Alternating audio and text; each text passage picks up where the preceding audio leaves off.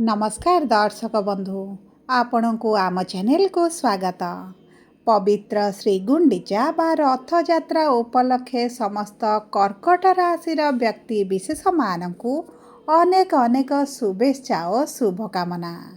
आपणकर जदि कर्कट राशि होता है तेबे यही भिडटी को निश्चित भाव में शेष पर्यंत देखंतु एवं निजर व्यस्त समय मध्यरु किछि समय आपण निज पाई दियंतु, निज भविष्यत विषय जानतु कहीं ना आजिर यही कार्यक्रमटी समस्त कर्कट राशि लोकमानंक पाई बहुत अधिक गुरुत्वपूर्ण रही। कहीं गुरुत्वपूर्ण रही आपण भिडटी को शेष पर्यंत देखिले निश्चित भाव में जापर। देखंतु आपणकर कर्कट राशि रे एही श्री गुंडीचा बा रथयात्रा दिन बुध आसुछंती द्वादश भाव को एवं द्वादश भाव को कुंडलीर शुभ बोली मना जाएनी एवं ता सहित सूर्य आपणकर द्वादश भावरु केन्द्र को लग्न को गोचर करुछंती एवं आपणक राशि रे विराजमान करी मंगल गुरुंक सहित मित्र राशि रे उच्च स्तर रही आपणक जीवन रे बड़ परिवर्तन आनिबे। किंतु यही परिवर्तन गुड़िक आपण को किछि शुभ फल दे पारे, किछि अशुभ फल मध्य प्रदान करि पारे। देखंतु देवगुरु बृहस्पति यही रथयात्रा ठारू अस्त हेबा पई जाउछंती, ता सहित शनि आपणक भाग्यर भाव रे विराजमान करी बक्री हेबा पई जाउछंती। जेतेबेले गोटे पापी ग्रहटी बक्री होइथाए सेतेबेले तार प्रभावटी बढ़ी जाइथाए एवं स्वाभाविक भाव रे जीवन रे किछि क्षेत्र रे आपणको कष्ट पीड़ा मध्य प्रदान करिथांती एवं सबुठारु गुरुत्वपूर्ण हेउची शुभ कार्यर कारक ग्रह आशीर्वादर स्वामी देवगुरु बृहस्पति अस्त होइजिबे। तेणु करी आम मानक जीवन रे किछि ना किछि तो परिवर्तन देखिबा को मिलिबो। तेबे विलंब न करी आसंतु जानिबा एही श्री गुंडीचा बा रथयात्रा ठारू आपणक जीवन रे कौन सब बड़ परिवर्तन हेबाकु जाउछि। किंतु भिडियोटी को आरंभ करिबा पूर्वरु जदि आपणकर भी कर्कट राशि होइथाए एवं आपण भी ईश्वर को आंतरिक भक्ति एवं विश्वास करती तेबे भिडियोटी को लाइक करंतु, कमेंट बॉक्स रे जय जगन्नाथ जय माँ लक्ष्मी अवश्य लिखि दियंतु। ता सहित आम सह जोगाजोग करिबा पई वीडियोर मध्य भाग रे एक व्हाट्सएप नंबर टी दिया जाइछि, जो नंबर साहाय्य आपण आम सह जोगाजोग करी निजर नूतन कुंडली प्रस्तुत करि परिबे, कुंडली विश्लेषण कराई परिबे किंबा आपणकर चाकरी विवाह व्यवसाय प्रेम संपर्क शिक्षा स्वास्थ्य संतान को नहीं किछि समस्या रही ताहार सहजरे एवं स्वल्प मूल्य रे समाधान करि परिबे। सेतिपई आपण आम सह वीडियोर शेष पर्यंत जोड़ी होई रुहंतु एवं व्हाट्सएप नंबर माध्यम रे आम सह जोगाजोग करी खूब कम मूल्य रे आपणक समस्यार समाधान करंतु। एबे आसंतु कार्यक्रमटी को आग को बढ़ाइबा एवं जानिबा एही रथयात्रा परठारू केउ केउ बड़ परिवर्तन आपणक जीवन रे आसिबो।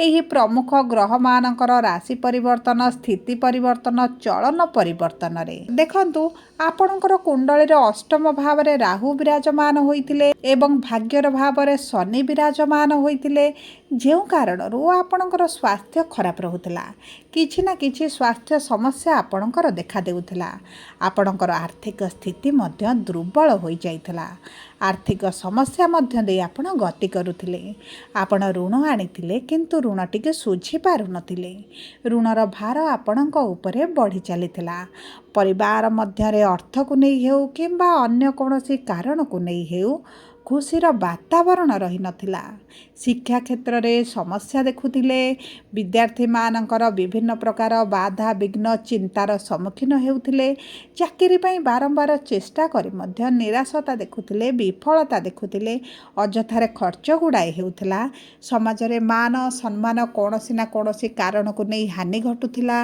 एवं विशेष भाव रे संतान संततिक पई आपण बहुत अधिक चिंतित रहुथिले, आपणक व्यापार रे पूर्व भली आ लाभ हेउ नाही, आपण एक प्रकारर लॉस मध्य देखुछंती, आपणक प्रेम जीवन हेउ ବା ଆପଣଙ୍କ ଦାମ୍ପତ୍ୟ ଜୀବନ ହେଉ, ଛୋଟ ଛୋଟ କଥାକୁ ନେଇ ସମସ୍ୟା ଲାଗି ରହୁଛି, ଆପଣଙ୍କର ଝଗଡ଼ା ମନମାଳିନ ମତଭେଦ ଦେଖାଯାଉଛି ଏବଂ ମାନସିକ ଦୁଶ୍ଚିନ୍ତାରେ ଆପଣ ରହୁଛନ୍ତି, ଶରୀରରେ ପୀଡ଼ା ଯନ୍ତ୍ରଣା ଲାଗି ରହୁଛି, ତେବେ ଏହିଭଳି ଯାହା ବି ସମସ୍ୟା ଆପଣଙ୍କ ଜୀବନରେ ଚାଲୁଥିଲା, ଏହି ରଥଯାତ୍ରା ପରଠାରୁ ଆପଣଙ୍କ ଜୀବନରୁ ଏହି ସମସ୍ୟା ଗୁଡ଼ିକ ଧୀରେ ଧୀରେ ଦୂର ହେବା ଆରମ୍ଭ ହୋଇଯିବ।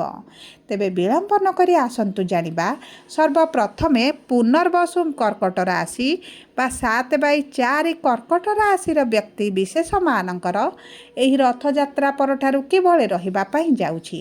ଦେଖନ୍ତୁ, ଦେବଗୁରୁ ବୃହସ୍ପତି ହେଉଛନ୍ତି ଆପଣଙ୍କର ନକ୍ଷତ୍ର ଅଧିପତି, ବିରାଜମାନ କରିଛନ୍ତି ଲଗ୍ନ ଭାବରେ। ଗୁରୁଙ୍କର ଆପଣଙ୍କ ରାଶିକୁ ଲଗ୍ନକୁ ଚଳନ ହେବାଟି ଆପଣଙ୍କ ପାଇଁ ଆଶୀର୍ବାଦ ସ୍ୱରୂପ ରହିବ ଏବଂ ସୂର୍ଯ୍ୟ ଯେହେତୁ ଏହି ରଥଯାତ୍ରା ଠାରୁ ଆପଣଙ୍କର ଲଗ୍ନ ଭାବକୁ ଆସୁଛନ୍ତି, ଆପଣଙ୍କର ସରକାରୀ ଚାକିରିର ଅତି ପ୍ରବଳ ଯୋଗ ବନୁଛି। ଯଦି ଆପଣ ପୂର୍ବରୁ ସରକାରୀ ଚାକିରି ପାଇଁ ଦୌଡ଼ି ପରୀକ୍ଷା ଦେଇ ଇଣ୍ଟରଭ୍ୟୁ ଦେଇ ଏଣ୍ଟ୍ରାନ୍ସ ଦେଇ ବାରମ୍ବାର ବିଫଳତା ଦେଖୁଥିଲେ, ତେବେ ଚିନ୍ତାର କୌଣସି ଆବଶ୍ୟକତା ନାହିଁ, ଆପଣଙ୍କର ନିଶ୍ଚିତ ଭାବରେ ସରକାରୀ ଚାକିରି ହୋଇଯିବ। ଯଦି ପୂର୍ବରୁ ସରକାରଙ୍କ ସମ୍ବନ୍ଧିତ କିଛି କାର୍ଯ୍ୟ କରୁଥିଲେ କିମ୍ବା ସରକାରଙ୍କର କୌଣସି ପ୍ରୋଜେକ୍ଟରେ ଆପଣ କାର୍ଯ୍ୟ କରୁଥିଲେ, ତେବେ ଏହିସବୁ କ୍ଷେତ୍ରରେ ଆପଣଙ୍କୁ ନିଶ୍ଚିତ ଭାବରେ ଶୁଭ ଫଳ ପ୍ରାପ୍ତି ହେବ ଏବଂ ତାହା ସହିତ ପଞ୍ଚମ ଭାବକୁ ଗୁରୁଙ୍କର ଉଚ୍ଚସ୍ଥ ପଞ୍ଚମ ଦୃଷ୍ଟି ରହୁଛି ଏବଂ ଆପଣ ଯଦି ସନ୍ତାନ ସୁଖରୁ ବଞ୍ଚିତ ରହିଛନ୍ତି, ଦୀର୍ଘ ଦିନ ହେଲା ସନ୍ତାନ ପ୍ରାପ୍ତି ପାଇଁ ଚେଷ୍ଟା କରି ନିରାଶତା ଦେଖୁଛନ୍ତି, ଆପଣ ଆଶା ମଧ୍ୟ ଯଦି ଛଡ଼ାଇ ଦେଇଛନ୍ତି, ତେବେ ମଧ୍ୟ ସନ୍ତାନ ସୁଖର ଅତି ପ୍ରବଳ ଯୋଗ ବନୁଛି। କାରଣ ଦୀର୍ଘ 12 ବର୍ଷ ପରେ ଦେବଗୁରୁ ବୃହସ୍ପତି ଆପଣଙ୍କ ରାଶିକୁ ଚଳନ କରି ଉଚ୍ଚସ୍ଥ ପଞ୍ଚମ ଦୃଷ୍ଟି ଆପଣଙ୍କ ସନ୍ତାନର ଭାବକୁ ଦେଉଛନ୍ତି। ଯଦି ବି ଆପଣଙ୍କର ପୂର୍ବରୁ ସନ୍ତାନ ରହିଛି, ତେବେ ତାଙ୍କ ଭାଗ୍ୟରେ ବଡ଼ ଉନ୍ନତି ଦେଖିବେ।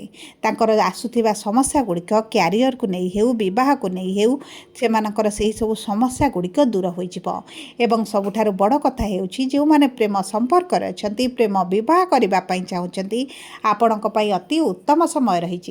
ବିବାହର ଅତି ପ୍ରବଳ ଯୋଗ ବନିବା ସହିତ ଆପଣଙ୍କ ବିବାହ ଏହି ସମୟ ମଧ୍ୟରେ ଠିକ୍ ହୋଇପାରେ କିମ୍ବା ବିବାହ ମଧ୍ୟ ହୋଇପାରେ ଏବଂ ଆପଣଙ୍କର ଭାଗ୍ୟାଧିପତି ଦେବଗୁରୁ ବୃହସ୍ପତି ଲଗ୍ନରେ ଥିବାରୁ ଭାଗ୍ୟ ଆପଣଙ୍କର ବଳବାନ ରହିବ।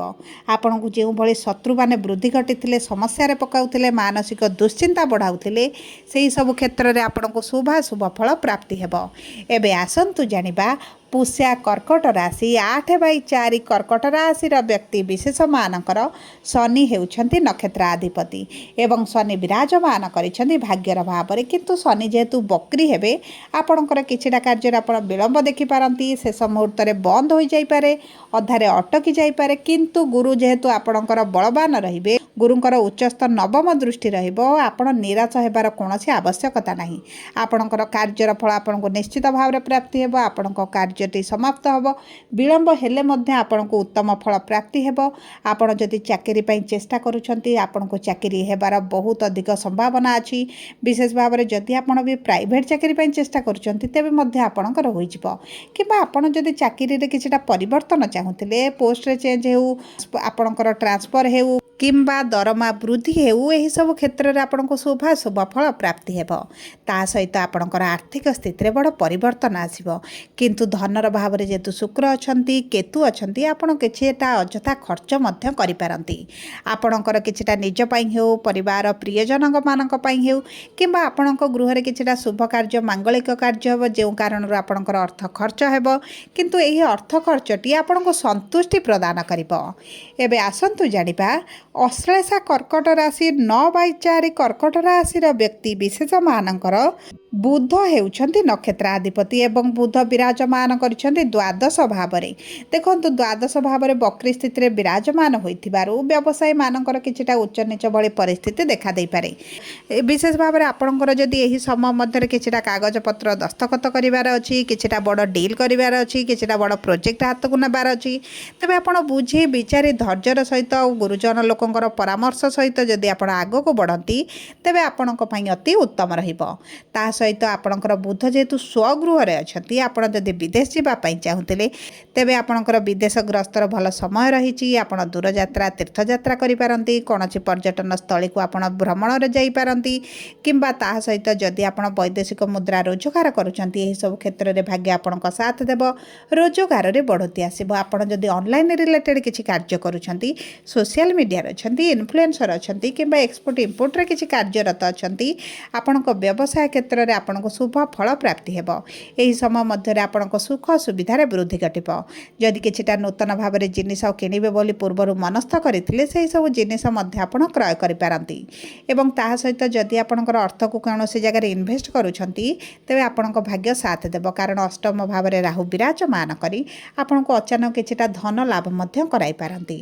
ସବୁ ପରେ ଅଶୁଭତ୍ୱକୁ ଦୂର କରି ଶୁଭାଶୁଭ ଫଳ ବୃଦ୍ଧି କରିବା ପାଇଁ ଆପଣ ପ୍ରତ୍ୟେକ ଦିନ ଗୁରୁଙ୍କର ବୀଜ ମନ୍ତ୍ର ଜପ କରନ୍ତୁ। ବୁଧବାର ଦିନ ପ୍ରଭୁ ଗଣେଶଙ୍କ ପାଖରେ ଦୁବ ଘାସ ସହିତ ଲଡ଼ୁ ଭୋଗ ଅର୍ପଣ କରନ୍ତୁ। ତା ସହିତ ଚେଷ୍ଟା କରନ୍ତୁ ପ୍ରତ୍ୟେକ ସୋମବାର ଦିନ ମହାଦେବଙ୍କ ମନ୍ଦିରରେ ପୂଜାର୍ଚ୍ଚନା କରିବା ସହିତ ମହାଦେବଙ୍କ ମନ୍ଦିରର ଡାହାଣ ପାର୍ଶ୍ୱରେ ପ୍ରଭୁ ଗଣେଶଙ୍କ ପାଖରେ କିଛିଟା ଲଡ଼ୁ ଭୋଗ ଅର୍ପଣ କରି ବିତରଣ କରିଦିଅନ୍ତୁ। ଏବଂ ଆପଣଙ୍କର ଯଦି ସମସ୍ୟା ବୃଦ୍ଧି ଘଟିଛି, ତେବେ ପ୍ରତ୍ୟେକ ମଙ୍ଗଳବାର ଏବଂ ଶନିବାର ଦିନ ହନୁମାନଙ୍କ ମନ୍ଦିରରେ ସିନ୍ଦୁର ଏବଂ ତେଲ ଅର୍ପଣ କରନ୍ତୁ। ଶନିବାର ଦିନ କାଉମାନଙ୍କୁ କିଛିଟା ଖାଇବା ପାଇଁ ଦିଅନ୍ତୁ, କଳା କୁକୁରମାନଙ୍କୁ କିଛିଟା ଖାଇବା ପାଇଁ ଦିଅନ୍ତୁ। ଆପଣଙ୍କ ପାଇଁ ଅତି ଉତ୍ତମ ରହିବ।